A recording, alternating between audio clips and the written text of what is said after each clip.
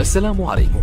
لا تنسوا الاعجاب بالفيديو والاشتراك في القناة تشجيعا لنا لنستمر بنشر المزيد ان شاء الله. انا ماليش دعوه. 100 جنيه خدت 100 جنيه تمام. صرفت قد ايه؟ ما صرفتش وربنا. ما بتصرفش. انا خير شباب الارض. اسم حضرتك ايه بقى؟ محمد حسام محمد اسماعيل علام الشهرة ولع. انت اسمك محمد صح؟ اه على اسم الرسول عليه الصلاه والسلام. اه ولعت ايه بقى؟ هي كده طلع عليه. سيبك بقى، قول لهم اللي يقول لك ولعه قول له ربنا يسامحك.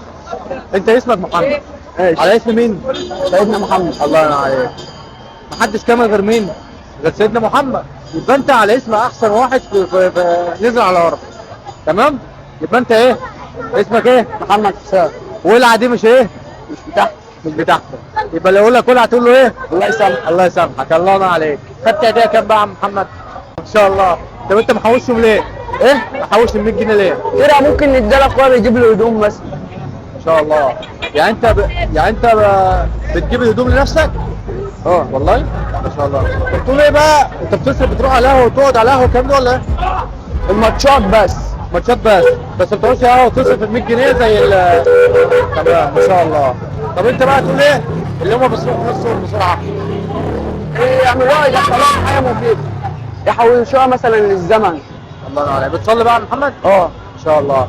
طب تقول ايه بقى ما بتصليش؟ اللي ما بيصليش تقول له ايه؟ تنصحه ايه؟ يصلي. ليه؟ لان دي امتحان ربنا عامله لك في الحياه. صح. الله ينور عليك. يعني بتدخلوا من باب نطلعوا من باب. مش واخدين حاجه في النص. الله ينور عليك. طب بقى انت طموحك ايه؟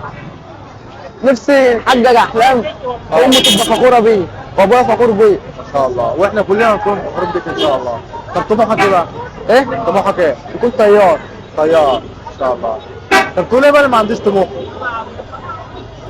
ربنا حقق له اللي هو عايزه برضه. لا هو ما عندوش طموح اصلا. هو مش عاوز، هو عايز اصلا. يبقى ربنا يبقى هنعمله ايه يعني؟